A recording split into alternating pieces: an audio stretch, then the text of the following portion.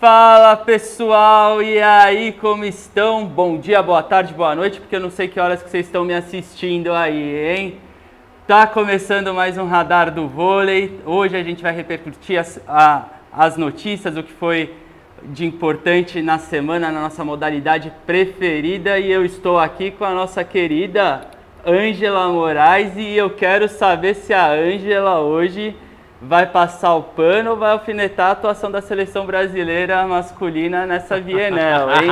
Quero só ver.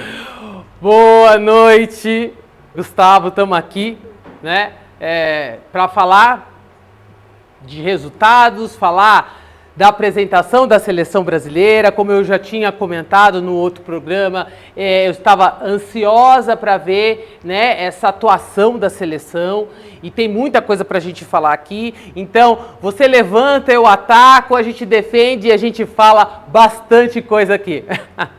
Ó, que eu acho que hoje eu vou atacar mais do que defender, viu? Vamos lá, mas a gente vai começar falando, na verdade, a gente terminou ali o último programa, ia ter Brasil e Estados Unidos na Bienal Feminina. Sim. E a gente até tinha falado no último programa que a gente sentia que o Zé Roberto tinha que definir líbero e levantadora para seguir, para ver quem seriam as titulares. E pelo jeito ele escutou a gente, porque temos aí uma definição, me parece, por Roberta e por Nayemi. Vamos ver como que ele vai começar a segunda semana. Não sei se ele quer dar um ritmo em uma semana para uma semana para outra, mas eu acho que ele já fez aí algumas opções. O que você achou disso, Ângela? Bom, foi aquilo que nós conversamos, o Gustavo, e eu pontuei aqui. A questão, primeiramente, da questão da líbero. Né, a gente tinha questionado aqui, né, uma defende mais, a outra tem a questão da recepção. E se a gente for pensar nessa, tendo a Ana Cristina como esse ataque de segurança para uma bola estourada, é claro que sempre é importante essa linha de passe, linha de recepção, e isso até conversando com alguns técnicos, sempre a opção vai ser essa, até porque, como a gente comentou aqui também, a Gabi, ela tem varrido, tem sido monstro ali no fundo de quadra, que também traz essa segurança em relação à questão defensiva da equipe. Em contrapartida, eu gosto muito do jogo da Roberta, tá? Eu acho que para essa proposta que o Zé Roberto está trazendo, para ter um atacante de segurança, que é uma bola mais alta, apesar que você falou assim, Ângela, eu gosto de um jogo mais rápido, eu acho que a gente também não perde isso, mas esse estilo de jogo, acho que a Roberta cabe melhor. De contrapartida, eu acho que a Macris, ela tem que estar preparada, porque já conhece muito a equipe, era titular até pouco tempo atrás. E o que acontece? Acho que a Macris, nesse momento agora, porque o Zé não colocando ela como a titular, ela teve um campeonato um pouquinho conturbado ali na Turquia, não sei o que isso de repente pode ter mexido no emocional dela. Então eu acredito que a Macris também, no momento que precisar, ela vai estar pronta ali para o Zé Roberto. Não, e com certeza eu acho que a Macris são jogadoras com características diferentes e isso é muito bom para a seleção, porque uma Macris pode entrar a qualquer momento no jogo e mudar o jogo. Sim.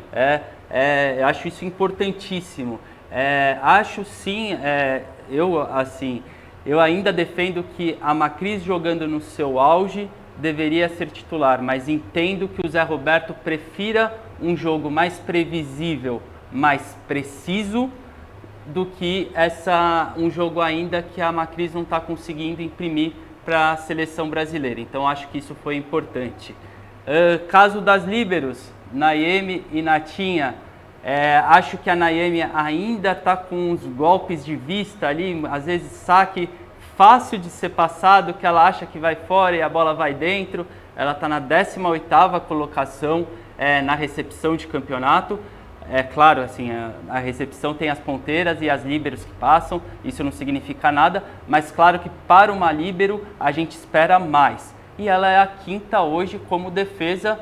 Como falei, para mim a Nayemi é talvez, primeiro, a mais habilidosa de todas que estão na Bienal e acho que ela é a jogadora, uma das melhores na defesa, com certeza, Ângela. Bom, são colocações e ali é claro que o Zé vai sempre buscar o que é melhor para a equipe. Né, o que encaixa melhor para a equipe. Como eu falei, eu prefiro ainda a questão do passe, da recepção. É claro que talvez a atleta ainda precise alcançar, aí a gente ainda tem um tempo hábil para fazer esses ajustes, mas com certeza a recepção é algo mais importante até mesmo do que a questão da defesa. Aí você fala assim, nossa, como a gente precisa de volume, a gente precisa de tá colocando a bola para cima, não é só a recepção, mas se a gente for pensar, né, o primeiro ataque do time adversário, quando ele vem, é no saque. Então, a gente precisa de um bom passe para também fazer com que ou a Roberta ou a Macris tenha essa bola um pouquinho melhor, né? Sempre ali, que a gente fala assim, a zona ali de ataque, que é passe A, passe B, entendeu? Para ter mais opções de ataque. É isso aí. Ponto negativo dessa participação do Brasil, que segue 100%, não perdeu nenhum ponto, mas foi a contusão da nossa querida Júlia Kudes. Acho importante falar, eu acho que eu falei um pouquinho disso também, acho muito triste, primeiro, pela própria jogadora, a gente sabe que ela é nova, ela vai ter muitas Olimpíadas aí pela frente. Acho que essa foto aqui é de cortar o coração mesmo. A gente viu ali a emoção dela, eu acho que ali ela já sentia que estaria fora mesmo das Olimpíadas. Acho que o jogador sente isso, né? Só ele sabe a dor que ele está sentindo. Mas assim, principalmente também porque ela era uma central de característica diferente das demais. Digo isso porque Thaís, a Diana e a própria Carolina, eu vejo elas com característica mais de ataque à frente da levantadora, um chute meio, um tempo cabeça. A Júlia talvez tinha uma característica diferente, que é a bola da China. Não que as outras jogadoras não façam, mas eu digo, o ponto forte da Júlia seria a China. Pensei até que com a contusão da Júlia, o Zé Roberto fosse chamar alguma outra central, mas acho que a Luzia vai seguir aí de convidada, talvez até por uma possível convocação para as Olimpíadas, não sei. Acho que é um ponto a se notar, não sei o que você acha também a respeito disso, Ângela. Então, eu acho que você tocou num ponto bem importante sobre as características. E a Kudes, justamente, ela tem essa característica das bolas, né, por trás da levantadora, né, que é um tempo atrás, é uma China, vem muito das características que ela teve, a possibilidade, estava junto com a Carol Gataz, então aprendeu muito nesse período que ela treinando no Minas, né, estava vindo numa ascensão e realmente você ter uma contusão como foi no último, e eu passei por isso também, a gente estava ali num preparatório de treinamentos, de jogos amistosos, e eu torci meu pé muito grave ali no último set do último jogo amistoso para o corte. Então é assim, você fez a contusão, o que você pensa? Bom, tô fora, não tem o que pensar. Então, mas no caso dela, ela é muito jovem, então ainda tem tempo aí para as novas edições. Em contrapartida, eu acho que assim, nesse momento agora, o meu modo de ver, acho que não seria interessante trazer alguém nesse momento agora. Até porque, de qualquer jeito, o Zé também está treinando a Diana, treinou a Diana, e isso faça segurança para aquele trio que vai, entendeu? Então, é mais fácil, vamos pensar assim, eu treinar aquilo que precisa ser melhorado, aquilo que, de repente, a jogadora tem que ter consciência que na hora que ela entrar na quadra, ela tem que estar ali posicionada para esse fundamento, se é bloqueio, se é ataque, o que ela vai estar fazendo, do que de repente trazer alguém para ficar naquela coisa assim, poxa, começar a vir a insegurança porque a gente está com um período curto. Uma coisa era a Júlia, entendeu? Que estava ali na disputa entre ela e a Diana. Agora entrar uma outra e de repente uma Diana não estar indo. Não sei, ô Gustavo, eu acho que é uma situação bem difícil para o Zé nesse momento agora e também para as jogadoras que remanescem, porque haja vista que a gente já imagina que tanto a Thaísa como a Carolina vai estar como até titulares da seleção brasileira. Eu acho importante também falar, isso foi levantado na transmissão da Sport TV, o risco que é você também levar só 3 centrais, né? Sim. A gente viu ali no primeiro set, a Carolina sentiu uma hora o tornozelo, a Júlia se machucou logo depois, e aí teve que improvisar ali uma jogadora de saída para fazer meio, e isso tudo é um risco, inclusive, pessoal das Olimpíadas pensar, né? O Comitê Olímpico, com essa coisa de levar só 12 jogadoras, você vê que você não tem uma reserva para cada jogadora. Então, acho que isso tem que ser repensado. Claro que não adianta nada eu falar isso. Não, mas eu acho que é importante, né, Gustavo, a gente começar a falar, colocar isso em pauta, até porque mesmo quando foi introduzido a líbero, você acaba tirando uma jogadora que teria possibilidade, tá, de estar indo para uma seleção. Então, acho que a líbero teria que ser, tipo assim, uma jogadora a mais, vamos dizer assim, antes era 12, passa a ser 13, porque você tem a posição de líbero, entendeu? Porque senão sempre vai ficar essa situação. E olha como que aconteceu agora. Justamente nesse jogo, a gente estava na primeira semana da VNL e aconteceu essas duas situações. Né? Graças a Deus, a questão da Caroline não foi tão grave assim. Agora, a gente perdeu a Cutis. E se de repente acontece uma outra coisa? Pensando nisso, a gente precisa realmente aqui falar que tem coisas que precisam ser mudadas. Acho sim. E acho que até a gente pode pensar que a nova regra de levar uma 13ª jogadora, acho que vai acabar sendo uma central mesmo. Assim, sim. Né?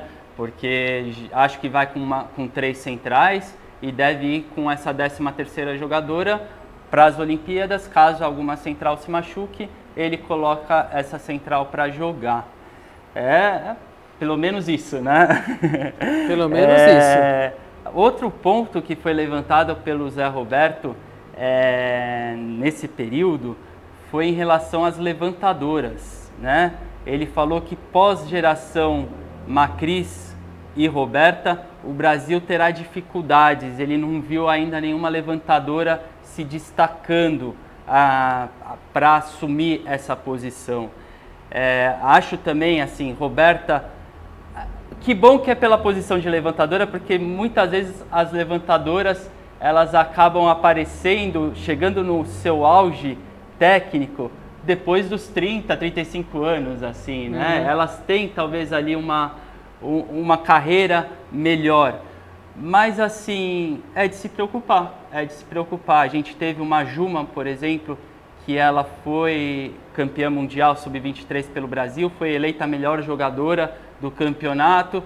Hoje ela acabou engravidando, mas acabou também não se destacando a ponto de chegar a uma seleção brasileira. Uhum. A gente tem uma Nayane também. Nayane, gente, tem tanta Nayane. É Nayane mesmo. A gente tem uma Nayane que acabou substituindo a Macris no pré-olímpico.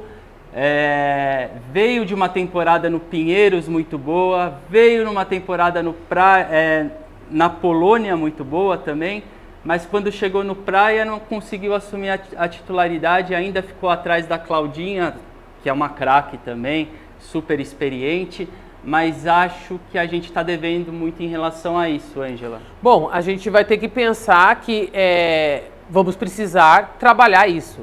O Bernardinho, por muito tempo, as levantadoras, ele trabalhou muito bem.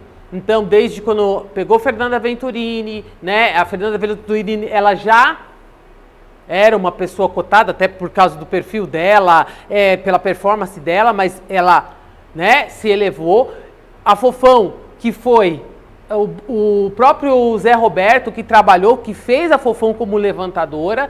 Então assim, os técnicos precisam pegar essas jogadoras mais novas e começar a treinar isso, ver a característica delas, entendeu? Não vai de repente vir uma Fofão, uma Fernanda Venturini. Eu acho que isso é um trabalho a se desenvolver.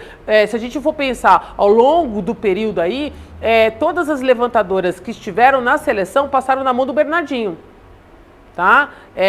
E se destacaram. A Roberta foi uma das últimas aqui que esteve com o Bernardinho, jogou por muito tempo, era banco, se tornou titular, entendeu? E ganhou esse perfil e hoje em dia está na seleção brasileira, hoje, né, como titular. Então, é um trabalho que tem que se desenvolver, né? O Zé Roberto, ele está preocupado, mas e se comentou muito sobre a questão do trabalho de base, tá? E quem são esses profissionais que estão no trabalho de base? O que é preciso fazer, ou no caso, trabalhar essas levantadoras logo no começo, umas levantadoras um pouco mais altas, entendeu? Para a gente ter realmente alguma perspectiva futura aí para essa posição.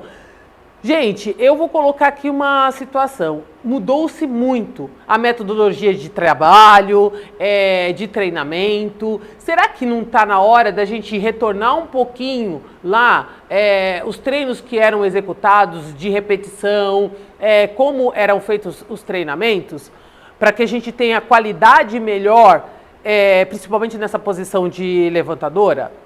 Então tá aí algo que precisa ser revisto. A gente tem aí, e eu acho também, Ângela, aí cabe também minha opinião e até meu questionamento para você que foi jogadora. Eu acho que não cabe muito a mim julgar, mas assim, eu fico pensando, eu vejo uma levantadora que tinha muito potencial, a Kênia, por exemplo, que surgiu no Barueri com o Zé Roberto, e aí eu entendo que assim, aí ela vai para o banco do Osasco. E aí, assim, eu sei que assim, os grandes times muitas vezes podem pagar mais pela jogadora, mas a gente lamenta porque a levantadora em si, ela precisa de ritmo de jogo. Sim, verdade. Ela precisa de leitura de jogo, e isso só ganha jogando. Com treino. Não, mas é com jogo mesmo, sabe? Jogo. E aí eu fico pensando, será que às vezes essas jogadoras não acabam optando errado, acabam pensando muito a curto prazo e pouco a longo prazo? Então, mudou-se tudo, Gustavo. Você colocou um ponto aqui, e isso já não é de hoje. Grandes jogadoras que teriam possibilidades de se destacar jogando, o que pesou mais foi a questão do bolso, até porque muitas dessas jogadoras, a família depende delas também. Tem essa questão. E aí, como que você faz? Então, tem um clube que inflaciona o mercado, porque paga mais para ter aquela jogadora no banco, e eu acho que aí tem que partir também desses clubes, falar assim, poxa, calma aí, para que eu vou trazer uma jogadora para deixar ela no banco? Eu quero ser campeão da Superliga, mas mesmo às vezes contratando essa jogadora não chega na final. Entendeu? Então, preciso ver isso. Talvez a confederação precisaria entrar nessa situação de novo. Foi criado o ranking na época, né? Para justamente um time ter um número de... uma pontuação, mas muitas vezes essa jogadora é muito nova, então ela consegue entrar ali e aí acaba ficando num banco sem possibilidade de jogar. Algum sistema, algum modo, alguma estratégia, a CBV vai ter que ver em relação a isso para justamente levantadoras como ela poder estar jogando e estar em algum time e poder desenvolver. Porque você colocou um ponto muito importante, a médio e curto prazo. Se essas jogadoras forem pensar que, poxa, eu posso ficar nesse time como titular e amanhã eu ser uma titular de uma seleção brasileira... Seria esse o pensamento, mas elas não pensam isso. Eu, por muito tempo, Gustavo, eu joguei em times, tinha sido convidada, chamada para jogar nas grandes equipes, e principalmente quando eu estava ali no auge, né, estava ali em ascensão, e eu recusei. Porque eu falei assim, gente, para que eu vou desse time? Para ficar no banco? Tá? Então, eu falei assim, gente, não tem o porquê disso. Então eu fiquei, e isso fez com que eu jogasse, as outras equipes foi uma vitrine para mim, entendeu? E eu tive essa possibilidade de jogar nas grandes equipes, fazer grandes contratos. Agora, se eu tivesse naquele primeiro momento, não, tudo bem, vou ficar só por causa do dinheiro ou porque eu vou jogar nessa equipe, eu praticamente, vamos dizer assim, não seria a Ângela Moraes. É isso aí, eu quero lembrar também de uma Cris, quando começou a aparecer, que começou no Pinheiros, ela recebeu o convite do próprio Osasco para ser reserva na época da Carol Albuquerque, e ela acabou não aceitando. Ela continuou no Pinheiros, depois foi para o Brasília e assim fez uma carreira que cresceu. Sim. E eu vou levantar mais uma ainda, hein? A Ângela falou de Fernanda Venturini e Fofão. Para quem não sabe, duas atacantes que viraram levantadoras. Fabiola foi uma atacante que virou levantadora. será que a gente vai chegar num nível de que jogadoras de outras posições vão ter que virar levantadoras? Isso vai ser muito do olhar do técnico, porque o caso da Fabiola foi justamente o Rizola que, pensando futuramente nela, colocou ela como levantadora. E se eu não me engano, ela entrou no lugar da Ana Cristina. A Ana Cristina era titular da época. Eu acho que era alguma coisa assim, acho que era a Gisele, se eu não me engano, do Minas, não era? Não, mas eu tô falando da seleção, das categorias de base. Sim. E aí ele foi e trocou, e todo mundo achou assim, nossa, ela vindo como levantadora. Então é muito da questão do olhar do técnico de ver que essa atacante pode se tornar como uma levantadora, até mesmo que nem a Fernanda, muitas vezes ela pontua isso, que ela, como atacante, seria uma atacante medíocre, entendeu? Não tinha muita força. Então, ela mesmo já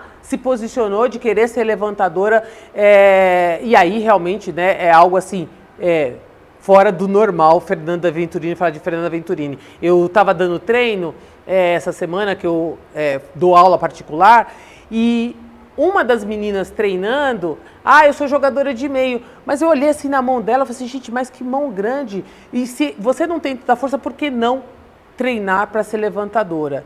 E foi uma das coisas que eu pontuei, né, com os genitores dela, porque eu falei assim, gente, ela tem todo um perfil, então isso vai muito do técnico. Com certeza, com certeza. Vamos ver aí as cenas, na verdade, dos próximos capítulos.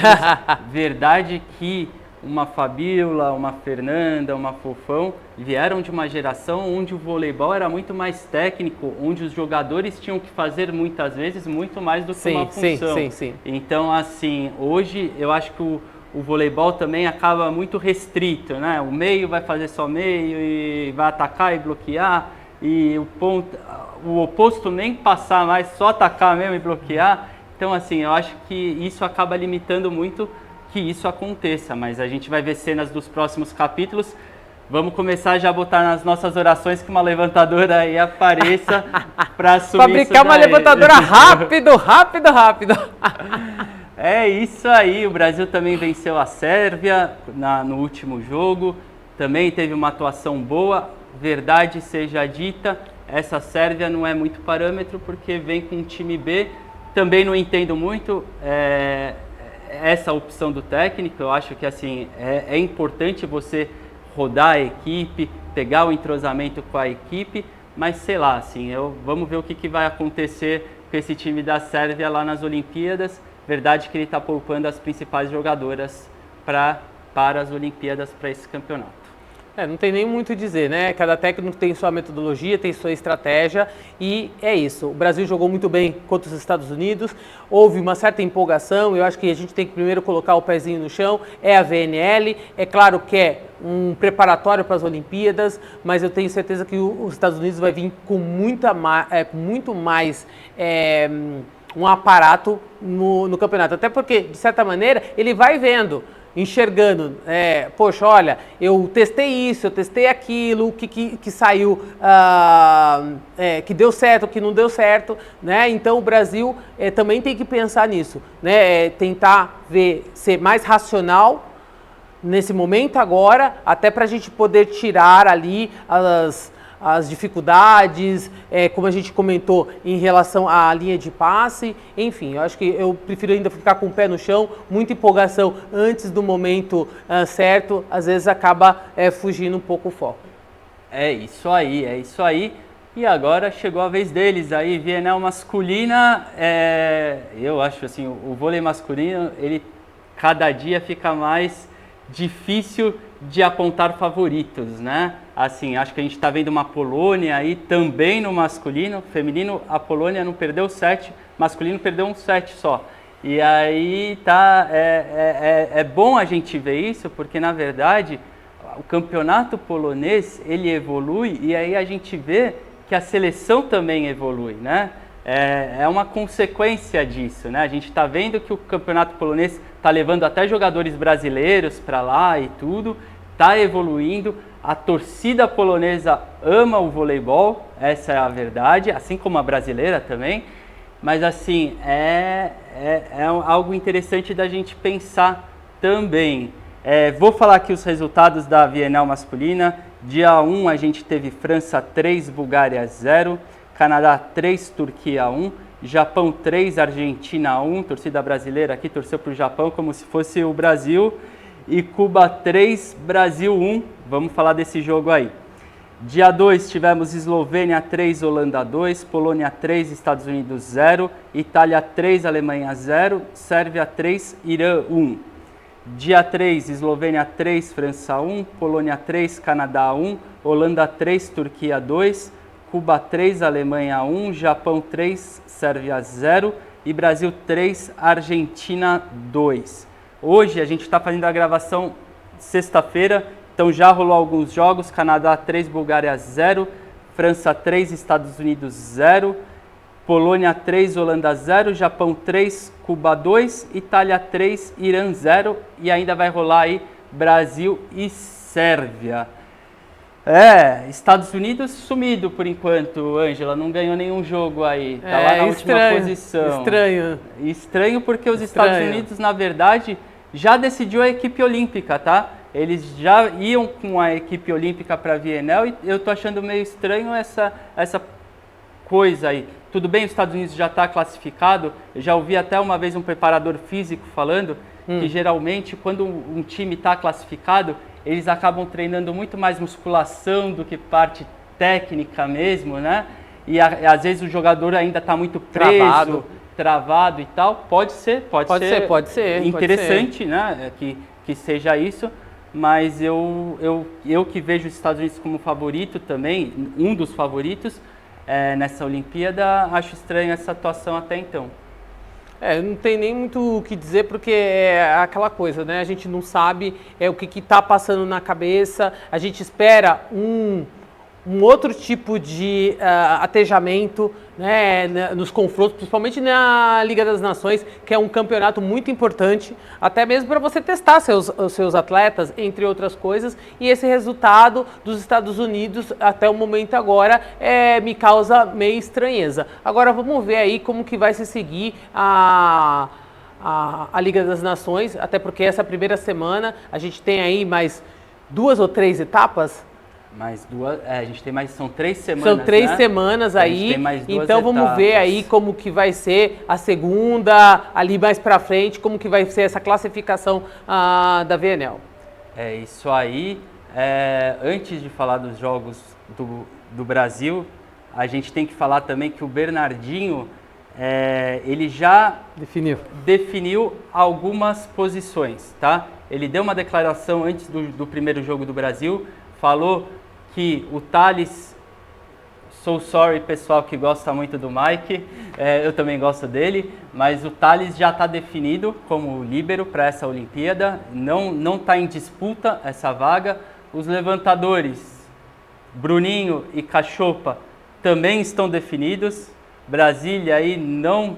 Coitado do Brasília, eu acho que ele não teve nenhuma opção no time A, né, do Brasil, porque o Brasil teve seleções B e tal, mas a gente pouco viu, aliás, acho que a gente nem viu o Brasília jogando ou atuando pela seleção brasileira. E já está definido também os saídas, os irmãos Darlan e Alain. É isso aí. O que você acha disso, Ângela? Você acha que gera talvez um conforto essa não disputa? Você acha que talvez o Bernardinho esteja certo? Se está com um time definido, vou botar esse time e não vou seguir nenhum protocolo de querer revezar jogadores, nem nada. O que você acha? Não, eu acho que, de certa maneira, o Bernardinho ele precisa realmente definir rapidamente quem que ele vai querer, até para não também causar aquela ansiedade, aquela inconstância em relação aos jogadores. É claro, né, o Mike está sendo de fora, enfim, o pessoal aí meio triste por esse posicionamento, mas eu acho que como ele mesmo colocou o outro atacante lá como uma possibilidade, né, porque ele está fazendo um teste, né, de ter um ponteiro passador, e já meio definiu isso, eu acho que ele está indo na linha certa. Tá? Definir os irmãos ali como sendo os opostos da seleção brasileira, até porque no momento agora não vem ninguém assim na cabeça que poderia estar ali meio disputando. Talvez o Felipe Roque ali, canhoto também. É que infelizmente não foi para o pré-olímpico, né? Pediu dispensa. Entendeu? Aí as oportunidades. E o Darlan aproveitou tão bem que pegou até o lugar de titularidade do Alan, que era do irmão. E é isso, entendeu? Então a pessoa tem que saber que às vezes, né, o bonde anda e aí de repente eu deixei ele passar e não aproveitei. De contrapartida, essa questão aí dos levantadores, isso é muito importante, como a gente estava falando do mesmo modo da seleção feminina, do masculino também, não tinha dúvida que o Bruninho ia ser, né, vir como titular, e o Cachopa que já vem aí, vamos dizer assim, de um trabalho junto ali com o William, os dois sempre juntos ali, quanto tempo o Cachopa ficou ali no Cruzeiro, né, acompanhando, desenvolvendo todo esse trabalho. Então tem também consistência, tanto que o jogo Brasil e Sérvia já começou e veio como titular o Cachopa, tá? Então o Bernardinho se sente mais seguro com esses dois levantadores. E ali a disputa vai estar ali entre os ponteiros e os centrais. Isso aí, só até para falar para vocês, a gente ainda segue na disputa, ainda visando a Olimpíada. Ponteiros, a gente tem o Arthur Bento, o Lucas Bergman, o Lucarelli, o Leal, Maurício Borges, Adriano e o Honorato, que está sendo usado também como líbero agora. Acho assim, pelas atuações do Brasil nos dois primeiros jogos, principalmente dos ponteiros do Brasil, a gente teve um Lucarelli que jogou um tie-break ontem muito bem contra a Argentina, mas assim, não sei o que o Bernardinho vem, mas eu estou sentindo que o Bernardinho não vai apostar em Arthur Bento e nem em Lucas Bergman, tá? Eu acho que ele poderia ter colocado nos dois primeiros jogos e acho que ele não colocou, acho que ele já não está contando muito com eles. Então, assim, eu vejo ainda que Lucarelli, Leal, Maurício Borges, Adriano e o Honorato são favoritos para essa vaga. Sim, tanto que o Adriano entrou muito bem, jogou muito bem, principalmente ali ontem contra a Argentina. É claro que o Lucarelli sentiu um pouco, porque na posição quando está o Leal, ele fica mais preocupado com a questão da recepção, não é um ponteiro de conclusão, tá? Mas jogou muito bem o Adriano e realmente me trouxe assim uma expectativa muito boa, porque até então o Adriano, quando tinha entrado, não me trouxe, assim, sabe, aquela segurança como ponteiro e tal. Jogou muito bem contra a Argentina. Agora vamos ver, né? A disputa aí tá grande, mas eu também concordo com você, o Gustavo, que provavelmente ele vai ficar entre esses quatro aí. E entre os centrais, aí sim, acho que a disputa até um pouco melhor. A gente tem Lucão, Flávio, Judson, Otávio e Isaac. Gostei da partida do Isaac ontem, achei que ele foi até melhor do que o Lucão na primeira partida. O Flávio jogou bem também os dois primeiros jogos. Vamos ver o que vai ser aí, acho que é interessante a gente pensar nisso. Mas aí agora é a questão que eu quero falar. Vamos repercutir esses jogos aí. É agora! Ângela, eu vou ser bem sincero com você, tá? Participação do Brasil nesses primeiros jogos da VNL. Vou pedir para você começar a comentar o que você achou, porque eu quero medir minhas palavras ainda aqui, tá? Quero me censurar um pouco. O que você achou aí desses dois primeiros jogos do Brasil? Você acha que é um começo de trabalho mesmo? Você acha que estava esperando mais? O que você pensa nisso aí? Bom, vamos falar um pouquinho, acho que, do jogo de estreia do Brasil contra Cuba. Um jogo que demonstrou que o Brasil ainda está bem aquém daquilo que a gente espera. Ponto, passivo, não tem o que dizer. Muito trabalho aí pro Bernardinho. Cuba veio com um jogo muito determinante, né? Uma constância no saque tremenda. E uma recepção que deixou muita gente, principalmente os comentaristas, de boca aberta. Porque era algo que não é característico da seleção de Cuba. Mas tudo muda. A gente tem visto muitos atletas jogando, principalmente, né, o Lopes, que esteve aqui, como outros, Simon, jogando assim horrores, e uma marcação de bloqueio assim muito forte. Então o Brasil ele vai ter que melhorar a performance dele em relação, principalmente na questão do side-out, né? Teve momentos ali que o Brasil, o time de Cuba, mesmo o Brasil tendo o passe na mão, não conseguiu virar, entendeu? Uma grande dificuldade, tá? E então o Bernardinho vai ter que trabalhar muito essa questão.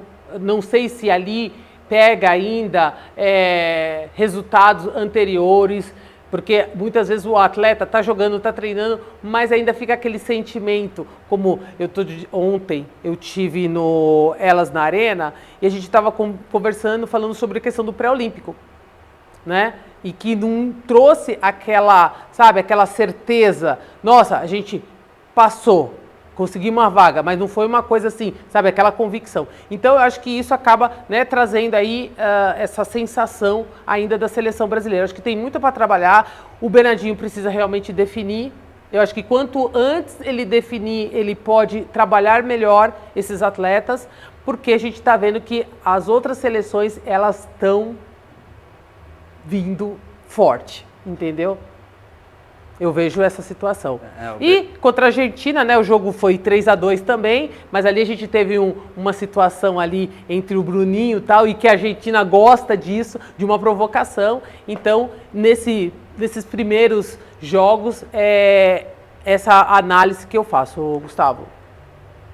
Bom, vamos lá. Eu acho assim, o seguinte, Ângelo, o que eu acho a respeito disso? Primeiro, assim, eu aqui estou comentando, estou trabalhando de comentarista, mas eu quero falar aqui com vocês hoje como fiel torcedor do voleibol brasileiro, tá? Eu, às vezes, leio críticas do pessoal que gosta de vôlei também, já li coisas do sentido, o Mike não vai para a Olimpíada, então o Brasil tem mais que se estrepar mesmo, sabe? Umas coisas assim, que às vezes acaba torcendo contra e tal. E eu não, assim, acho que independente de quem estiver lá, eu vou estar sempre torcendo para o Brasil. Eu gosto muito do trabalho do Bernardinho. Vocês terem uma ideia, assim, eu já li 2 vezes o livro Transformando Suor em Ouro. Eu levo isso para a minha profissão, eu levo isso para a minha vida também, todos os ensinamentos dele. Eu acho ele um grande técnico. De verdade, eu lamento ele estar se policiando aí nesse início de trabalho.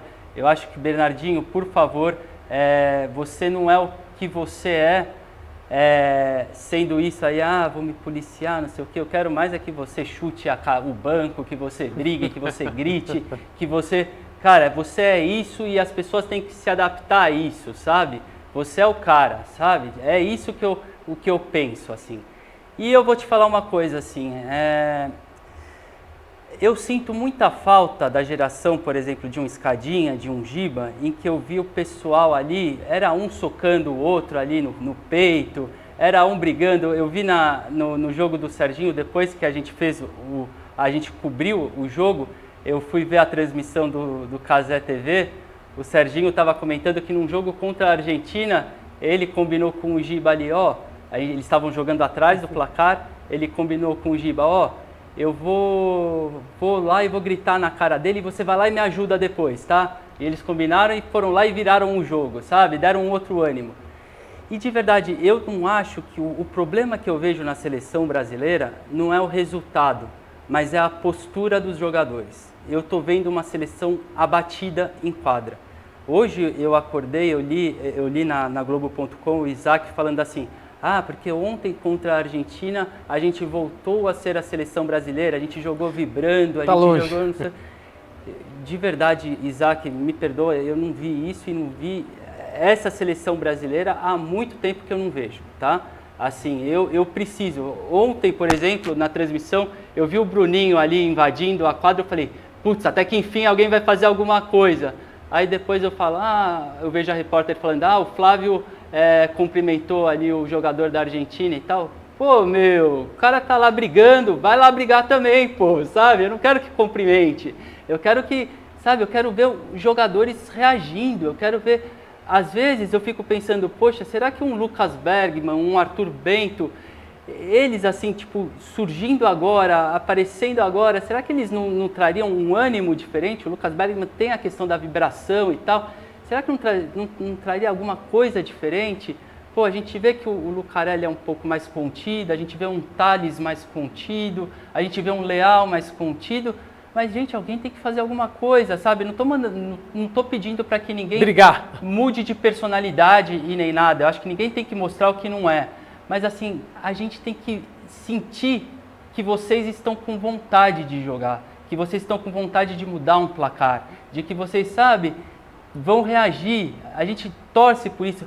Vejo momentos no jogo que a torcida mesmo parecia estar quieta, tá desanimada. E aí eu vejo ali alguém, um Darlan, atacando e vibrando e trazendo isso. É disso que a gente precisa, a gente quer ter essa vontade de torcer por vocês, sabe?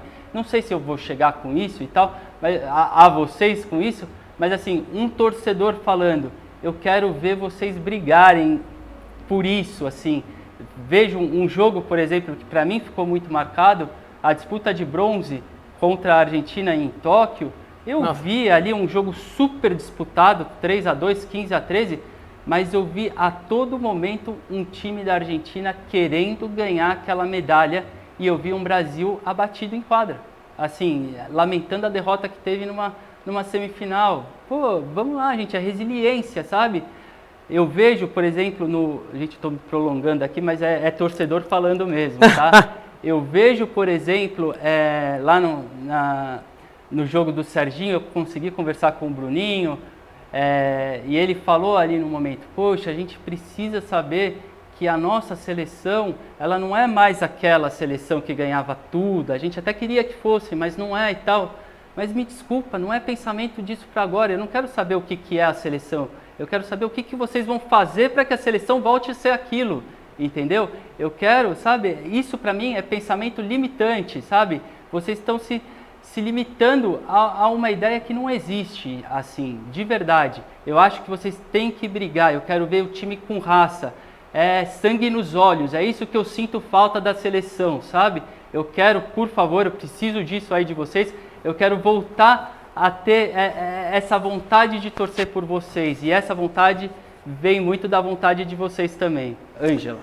Bom, são gerações diferentes, como você mesmo falou, uma das características de todo cubano é você ser agressivo, então hoje a gente não vê isso tanto no Leal, coisa que ele fazia no Sada Cruzeiro, que vinha, né, comendo bola, quem conseguia parar o Leal, hoje em dia já não é tanto assim, né? A característica do Lucarelli sempre foi essa, né? Não é de hoje, ele sempre teve um potencial como atacante, passa, enfim, mas não é uma característica dele. E trazer isso é muito de uma geração que se passou, até porque, como nós já comentamos aqui, o Gustavo, por várias vezes, mudou-se o método de treinamento, mudou-se os objetivos, até porque hoje as redes sociais, ela acaba entretendo muito mais os atletas, então tem essas questões aí. E no caso, assim, o Bernardinho vai ter que recuperar, vamos dizer assim, aquilo que já foi no passado, que não é um trabalho fácil, entendeu? E eu concordo com você. As suas palavras foram assim, muito assertivas, no senso que a seleção, hoje em dia, ela está uma seleção morna. Não tem uma seleção que tem uma grinta, algo a mais. Hoje, quem tem talvez um algo a mais é o Darlan, entendeu? Mas para incendiar, precisaria ter outros atletas mais sanguíneos, que hoje em dia a gente não tem tanto assim dentro de quadra. E outra coisa também, né, aquela questão do Bruninho, que a gente até estava conversando aqui nos bastidores.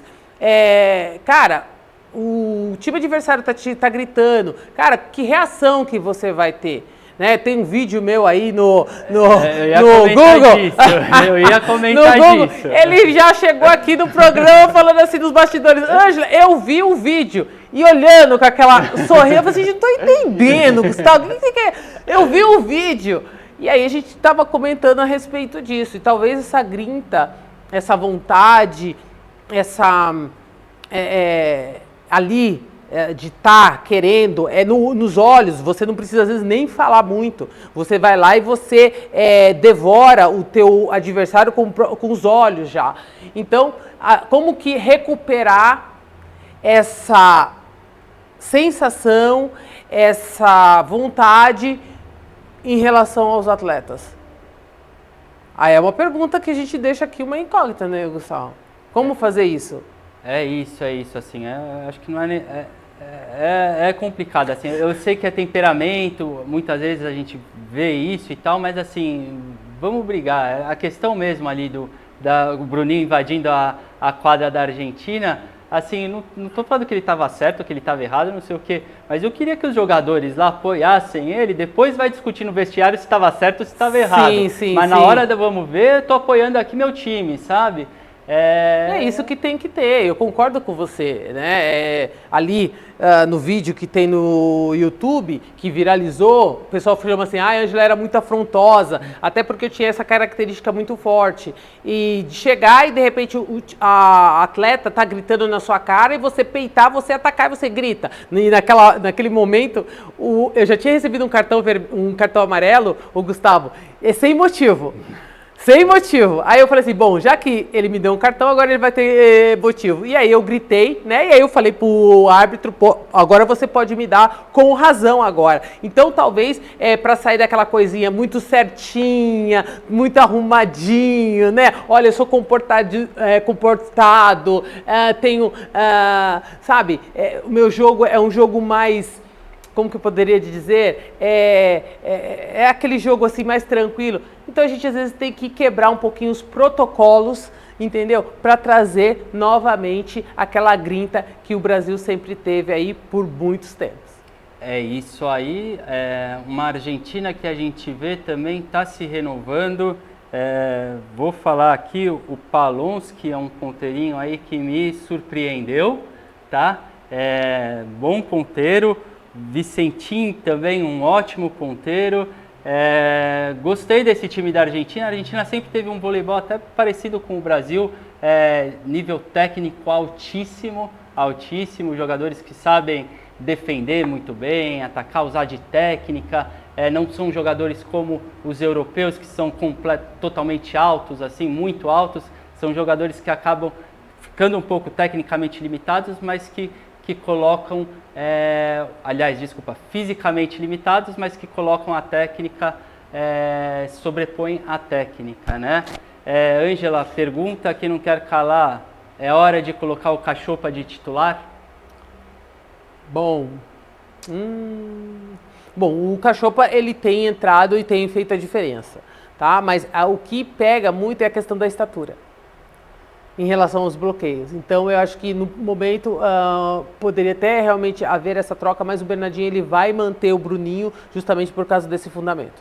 Eu acho que é importante falar, acho que no levantamento realmente o Cachopa ele é mais preciso e eu acho que ele está sendo até inclusive mais audacioso nos levantamentos. Sim. Ele está indo mais para o risco. Mas eu também acho que o Bruninho ele bloqueia, defende e saca melhor do que o Cachopa. Então a gente tem que ver até que momento isso é importante e viável para o Brasil. Ângela, agora a gente falou de seleção brasileira feminina, falamos de seleção brasileira masculina. Quero falar agora com vocês aqui a respeito do nosso vôlei paraolímpico.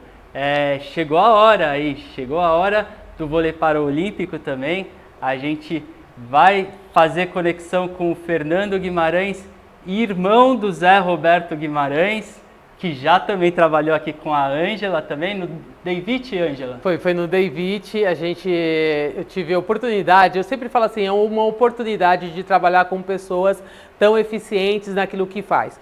E o Fernando é um deles, né? O Fernando ele já trabalhava, vamos dizer assim, com pessoas com deficiências, com cavalo, então a gente teve ali momentos de trabalhar junto com um cavalo, sabe, como um meio de terapia, e hoje ele está à frente de uma seleção, né, já faz bastante tempo, desde 2009 ele está à frente treinando o pessoal do voleibol sentado, e aí vamos dizer assim, nos preparativos aí para as Olimpíadas, que vai ser logo após, né, o término das Olimpíadas do pessoal vai ser a Paralimpíada, então eles já estão aí na preparação e a gente vai ter esse bate-papo com o Fernando. David ficava em Barueri, o time? Barueri, o Zé Roberto ele tem lá, né, o Sportville, que é um centro de treinamento assim ótimo, maravilhoso. Hoje as equipes de base treinam lá. O Zé por muito tempo, né, esteve,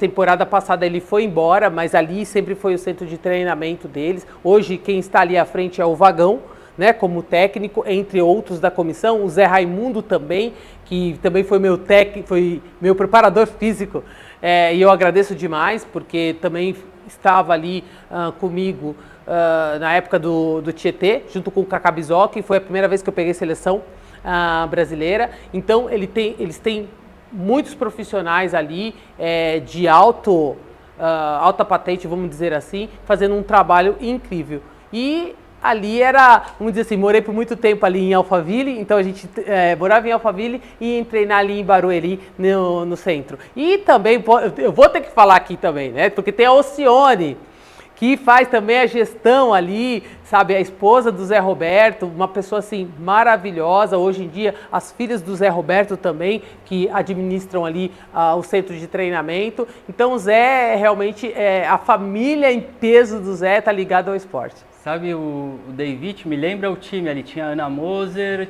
Ana Moser, a gente tinha duas estrangeiras. Uma era a Angelita e a outra, não vou lembrar o nome, mas era uma americana também. Tinha a Patrícia Coco, tinha a Andréa Moraes, que era minha irmã, né, como canhota, tinha a Kátia, que foi para as Olimpíadas, bronze, né, das Olimpíadas, se não me engano, de Sydney. Tinha, quem mais ali naquela época, assim, que é bem conhecida? Ângela Moraes. Então era um grupo bem, Helena, Priscila, quem mais que tinha ali? A Fernanda, não a Fernanda Venturini, a outra Fernanda como levantadora, porque era ela e a Kátia. Então foi um período. Marcos Kiviek, que hoje é técnico da República Dominicana, que está fazendo um trabalho incrível. Então a gente teve essa oportunidade de estar trabalhando com esses grandes profissionais daquela época. Vou contar só uma curiosidade para vocês. Vocês sabem que esse time do David, uma vez, eles foram no shopping Ibirapuera. Acho que teve alguma ação ali, numa farmácia lá, e eu fui lá. E eles deram uma camiseta e eu fui pegar a assinatura de todo mundo lá. Tem sua assinatura na minha camiseta. Tirei foto com a Ana Moser, com todo mundo aí. Olha só que esse mundo é pequeno. Esse mundo é pequeno, gente. Nossa, e você não me contou isso, né, Gustavo? Não contei. Olha, surpresa, gente. Surpresa. E por que você não trouxe a camiseta? É verdade, a próxima vez eu vou trazer. Poxa, brincadeira. Então, e eu acho que vai ser um bate-papo muito interessante, Gustavo, porque muitas pessoas, elas não acompanham, né, as modalidades paralímpicas e algo assim, eu acho que é fantástico, porque esses atletas, eles têm grandes desafios, entendeu? Então, eles estarem ali e disputarem um campeonato, enfim, eles realmente são exemplos não só de pessoas, mas que atletas, entendeu? E que superaram os seus grandes desafios aí e que mostra que, independente do que a pessoa passe, sabe? A pessoa tem que sempre buscar o seu sonho. É isso aí. Eu acompanhei a seleção paralímpica nas Olimpíadas do Rio e eu vou te falar assim, gente, eu só falo para vocês, assistam, dê a oportunidade, porque é um jogo assim empolgante. Eu lembro da torcida, mas a torcida vibrava tanto, mas tanto assim com a seleção.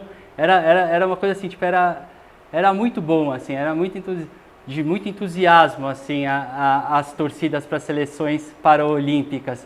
E aí, tô ansioso para saber um pouquinho mais dessa história aí do Fernando. Vamos ver esse trabalho espetacular que ele está fazendo com a seleção paralímpica.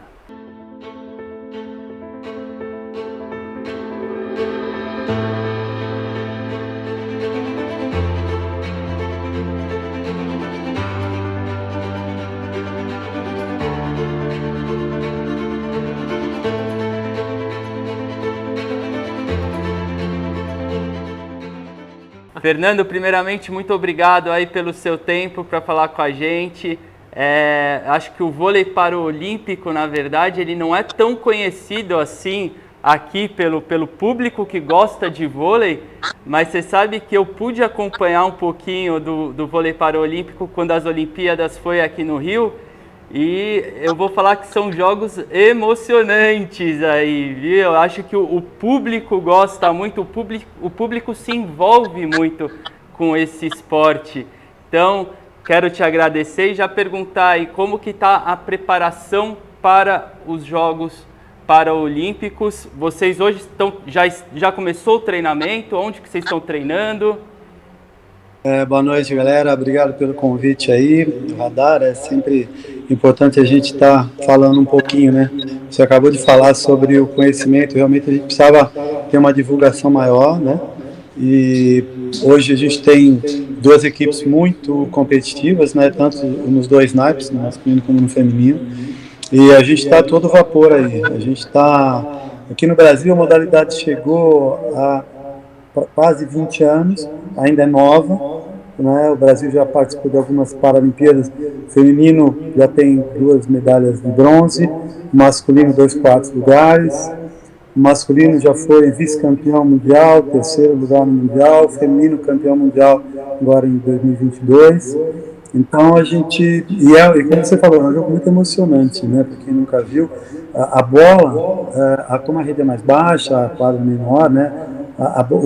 O jogo é muito rápido, né? Ele é muito dinâmico. Então ele é bem eletrizante, com grandes ralis.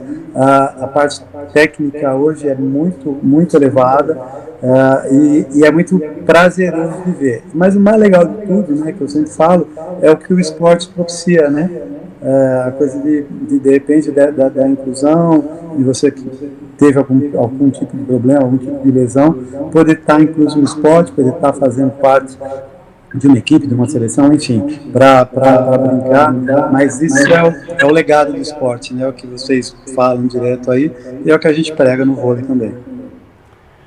Bom, Fernando, primeiramente, boa noite, obrigado por você estar aqui, a gente já se conhece de longas datas, enfim, o Fernando já foi ali um dos técnicos na época do David, quando a gente jogou a Superliga, Gustavo. Então, Fernando, e justamente a minha pergunta é com base nisso. Você ficou muito tempo trabalhando com o Zé Roberto, trabalhando com vários outros técnicos, sempre de alto nível, e, de repente, encabeça aí para estar sendo técnico tanto do masculino e agora do feminino. Como você vê essa questão? Como você conseguiu trabalhar? Porque é que nem eu falo, eu acho que eles que são realmente os atletas olímpicos, porque não é só a competição, não é só a disputa, mas é o desafio de superar alguma deficiência. Então, a gente tem realmente que voltar os olhares para eles. E nessa situação, Fernando, como que foi essa ida para essa categoria, né? Categoria não, para o vôlei sentado, e você como técnico? Bom, você falou, né, Angela, a gente teve junto aí no David, né, 1997, faz um tempinho, né, mas foi muito legal, né, e eu tenho muito orgulho, né, de ser irmão do Zé Roberto, e eu acho que eu tentei trazer para o vôlei sentado, adaptar o que eu aprendi com os técnicos, né, nas equipes de alto rendimento, na seleção brasileira, e a gente tentou trazer um modelo que deu certo para o vôlei sentado. Quando eu vim para o vôlei sentado, o Amauri que me trouxe, né, à época era o presidente da Confederação Brasileira de Vôlei sentado, e ele me falou uma coisa muito legal. Ele falou: Fernando, você trabalha com deficientes físicos há muitos anos, eu trabalho com hipoterapia, né, eu trouxe esse trabalho aqui para o Brasil.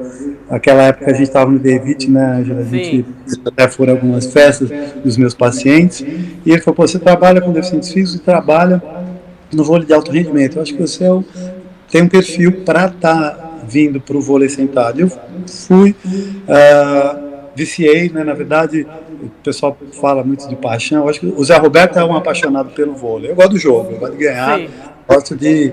E aí eu tentei adaptar, né, foi uma coisa interessante, porque o problema do que eu mais encontrei no começo foi realmente mostrar para os atletas que não adianta ser atleta de alto rendimento quando convém, ser deficiente quando convém, né? Sim. A gente precisa ser tratado ali, a gente tem os nossos deveres, as nossas obrigações, E então foi mostrar para eles o que era primeiro ser um atleta, depois um atleta de alto rendimento e o que isso requer de responsabilidade. Eu acho que nesses anos, nesses 15 anos, os meninos foram evoluindo, as meninas foram evoluindo com relação ao autocuidado, com relação ao treinamento.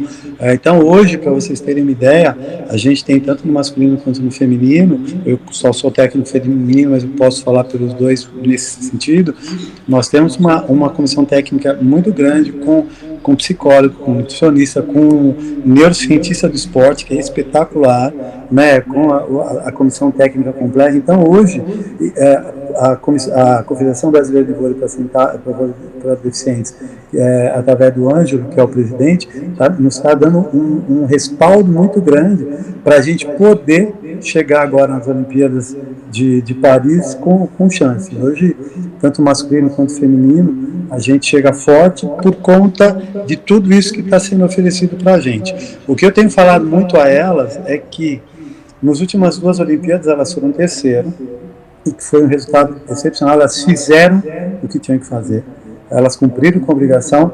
Era muito difícil ser segundo ou primeiro, mas era muito difícil ou quase impossível ser quarto, porque o time era melhor. Então, assim, elas fizeram o que tinham que fazer. Hoje, nós estamos mais perto do primeiro lugar, mas nós também estamos mais perto do quarto.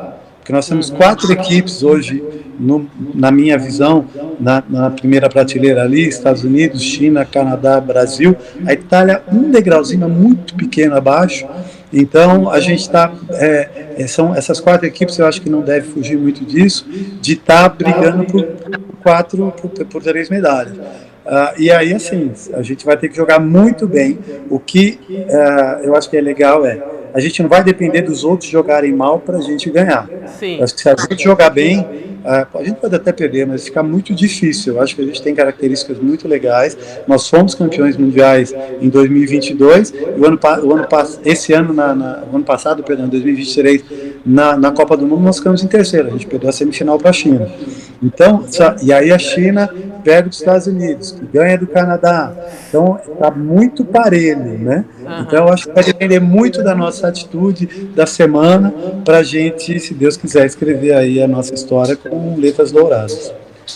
Fernando, e me explica, acho que é uma pergunta realmente assim de quem é leigo no assunto, tá? Eu queria entender, você falou que desse profissionalismo que vocês vêm colocando para a modalidade junto aos atletas, mas esses atletas, eles hoje, eles conseguem sobreviver sendo atletas paraolímpicos ou eles têm profissões em paralelo? Como que funciona isso daí? Olha, hoje, nós temos no Brasil, no masculino, mais equipes. Nós temos, acho que hoje, 32 equipes no masculino e acho que são 10 no feminino. Nós temos, no masculino, a gente tem divisões, jogam na região norte, nordeste, sul, sudeste, centro-oeste, enfim. E você tem 12 equipes na primeira divisão. E você tem o campeonato feminino com as 10 equipes.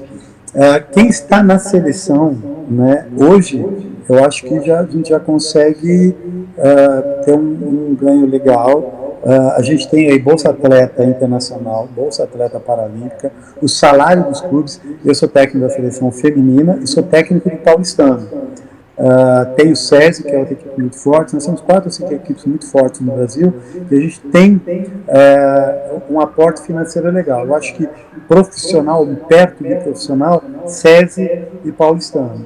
E a gente tem uma coisa muito bacana hoje, que é o time de São Paulo. Quem joga em São Paulo ainda tem uma bolsa a mais. As meninas foram campeãs mundiais, então elas são atletas nível A, que chama, e o nível C, que é o que os meninos foram terceiro no Mundial, também ganha um valor. Então, hoje está muito legal, porque você realmente pode viver do vôlei desde que você esteja no alto rendimento em equipes que possam pagar. Claro, tem equipes que jogam, porque se você fica entre os 3 primeiros lugares do Brasil, você ganha a Bolsa Atleta Nacional. Então, tem equipes que ainda não conseguem custear os seus atletas, e os atletas vivem da Bolsa Atleta, né?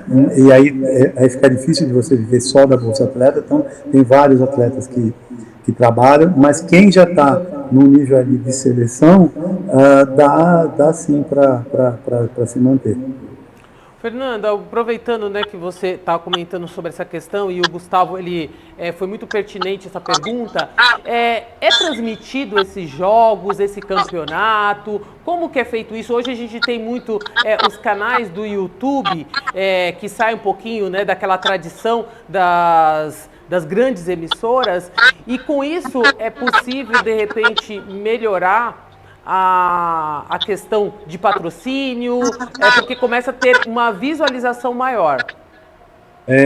Ângela, você sabe que eu falo, né, que o paravôlei, o vôlei sentado, ele é um produto muito vendável. Pode ser até que, por às vezes alguns motivos diferentes, a gente ainda tem muito o coitadinho, tá ali, ou então, nossa, que super atleta. O que eu tento passar e o que eu tento deixar ligado todo mundo tem problema, todo mundo tem conta para pagar, e a gente tem que ser, os caras querem simplesmente ser vistos como pessoas normais, né, ou ditas normais, né, de quem na verdade é normal, mas assim, e hoje a gente tem vários canais que passam. Se você entrar no YouTube, você pega o Campeonato Mundial, Copa do Mundo, Olimpíadas, Pan-Americano, tem várias, a gente agora vai para o Top 6, agora daqui a 2 semanas, são a França, vai ser na França, vai ser tipo evento teste, mas as 5 melhores equipes do ranking. Isso já está sendo divulgado, então, lógico que ainda é pouco, mas quem é da área, né, quem é das equipes, ou fora é muito respeitado. Né, a gente vê que lá fora as pessoas vão mais aos jogos, elas para você ter ideia, aqui no Rio já foi assim, mas para você ter ideia, em Paralimpíadas, em Parapans, a gente joga para 5, 8, 10 mil pessoas, né? Então é muito legal. É a cultura aqui, eu acho que a gente tem um esporte paralímpico muito forte, o Israel está fazendo um trabalho espetacular, e a gente tem tudo para mostrar isso para o público, porque, como eu disse, é muito rápido, não? A bola, como ela está muito perto do chão, ela vai e volta com mais velocidade, né? O deslocamento com os braços é muito difícil. Se você sentar para jogar, você fala, meu Deus do céu.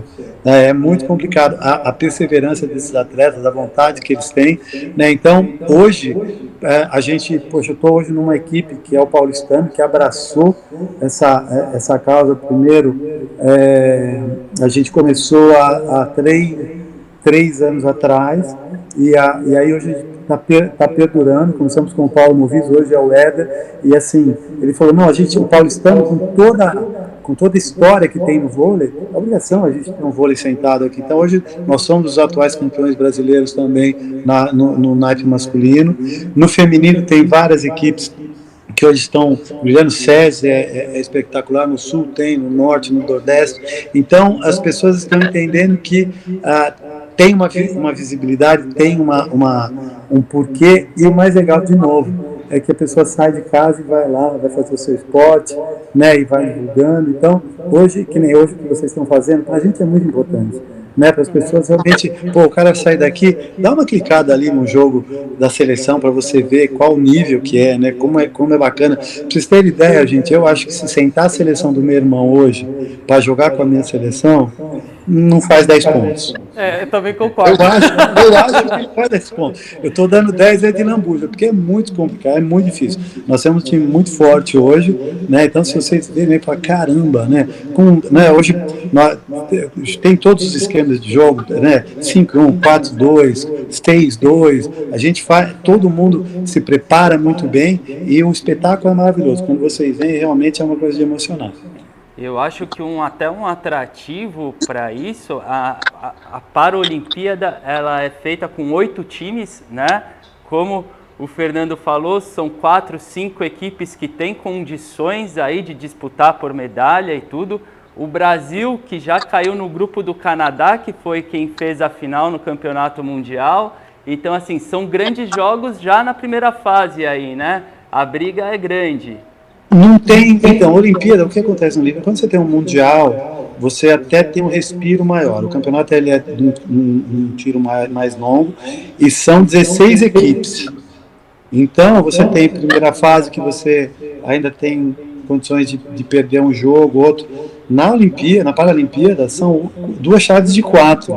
Você perder um jogo, fica muito difícil, né, você avançar. Nós caímos numa chave com o Canadá, que para mim foi a equipe que mais subiu hoje. Nós caímos com o Ruanda, que é uma boa equipe, que vem representando a África, e vem a Eslovênia, que é a vice-campeã europeia.